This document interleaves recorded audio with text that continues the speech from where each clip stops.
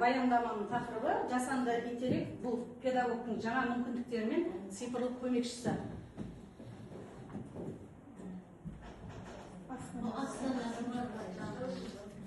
Жалпы мақсатына тоқталатын болсам, мұғалімдерге жасанды интеллект құралдарын оқыту үдерісінде тиімді қолдану жолдарын көрсету. Жасанды интеллект оқытушының цифрлық көмекшісі ретінде пайдалану дағдыларын қалыптастыру. Күтілетін нәтижесіне тоқталатын болсам, қатысушылар сабақта қолдануға болатын кемінде бірнеше G құралдарын таңдап, тәжірибесінде қолдана алады. Мұғалімдер оны үнемдей отырып, білім сапасын арттыруға мүмкіндіктер алады. Енді жалпы мен кіріспесіне тоқталатын болсам, мен мына жерде TID платформасы арқылы биылғы жасанды интеллекттің не айтылса жай.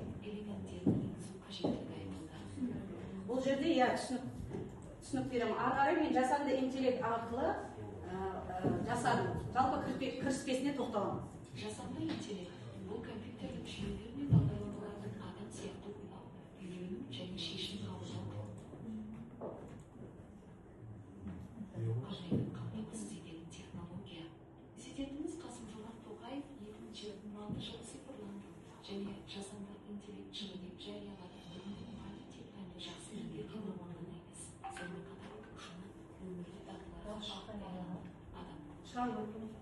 Жасанды интеллект мұғалімдерге оқу процесін тиімді басқаруға көмектеседі. Мысалы, оқушылардың білім деңгейін бағалап, әрқайсысына кіріспе арқылы жасанды интеллект арқылы кіріспе жасанды дұрыс қолданса, білім беру сапасы артады, оқушылардың қызығушылығы күшейеді. Назар аударғандарыңыз үшін рахмет. Жасанды интеллекттің мүмкіндіктерін бірге зерттейді. Енді ары қарай мен жалпы баяндамамды 3 құрылымнан алдым. Сабақтың құрылымы 3 бөлімнен тұрады. Бірінші ұйымдастыру бөлімдері білім алушылардың назарын шоғырландырады. Одан кейін жағын психологиялық ахуалдар қалыптастырады. Одан кейін топқа бөлеміз. Одан кейін үй тапсырмасын тексеруге мүмкіндік береді. Екінші бөлімде мен негізгі бөлім деп алдым. Бұл бөлімде жаңа білімді меңгертуде жеңілдетіп, күрделі тақырыптарды көрнекі әрі түсінікті түрде ұсынуға мүмкіндік береді. Үшінші бөлім мен бекіту бөлімі және рефлексия деп атадым. Бұл жерде білім алушылардың алған білімін қолдануына, талдау жасауына жағдай жасап, оқыту нәтижесін айқын көруге жол ашады. Және кері байланысты жедел жинап оны талдауға көмектеседі. Ары қарай мен жаңа ұйымдастыру бөлімінде қандай жүйелерді қолданамын, соған байланысты тоқталатын болсам, ChatGPT-ді қолданамын, мен Шырағи платформасын қолданамын. Мен ол жерде жұмыс жасап жатқаныма менде 2 жылдың қатары болды. Қазіргі таңда бізде Дубайға жолдама алу үшін мақала ұсынып жатырмыз халықаралық дәрежеде. Ары қарай Canva-ны кеше мен осы презентацияны Canva арқылы жасадым. Бұны кеше облыстық жаңашыл ұстаз байқауына барған кезде қолдандым.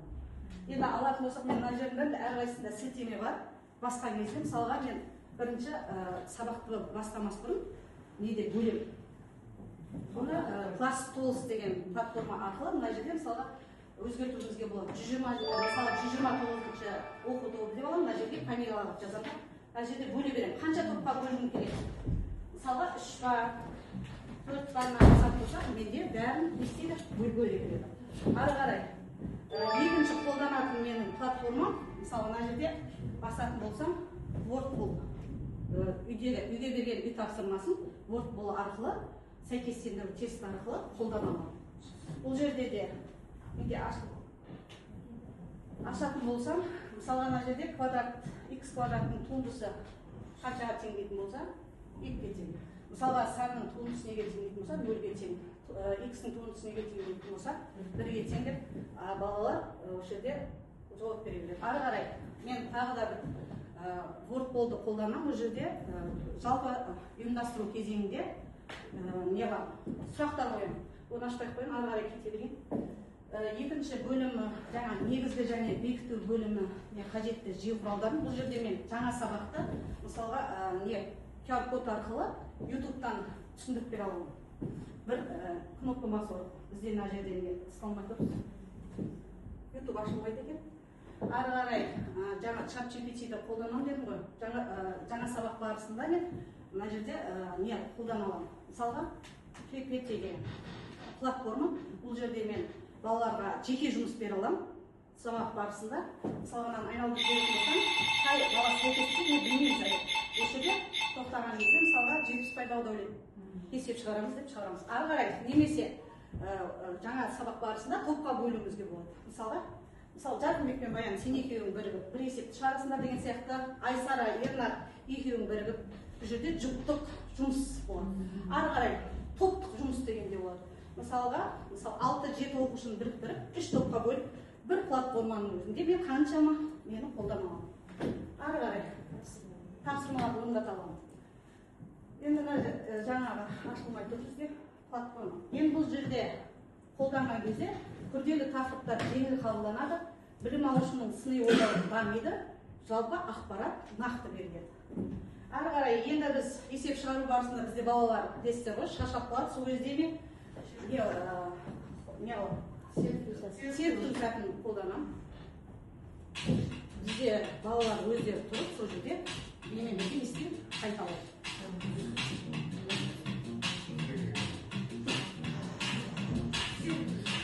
Серіктің сәті. Балалар сәл ойлануда нелер дамысын деген есептен осыны қолданамын. Ары қарай мен соңғы бөлімім жаңағы бекіту бөлімі және рефлексия. Бұл жерде де мен қолданатын жүйе құралдарым бар. Мына жерде басатын болсақ, бұл жерде де жаңа айтып жатқан платформаның тағы бір түрі Learning Apps. Бұл жерде сәйкестендіреді балалар. Мына жерде туындыға байланысты нелер беріледі, есептер беріледі, соны сәйкестендіру арқылы табады, сәйкестігін табады. Одан кейін тағы да жүйені қолданатын болсам, бұл жерде де борт болмен қолданамын. Жалпы сабақты қорытындылау барысында. Жаңа ең соңында қорытындылау кезінде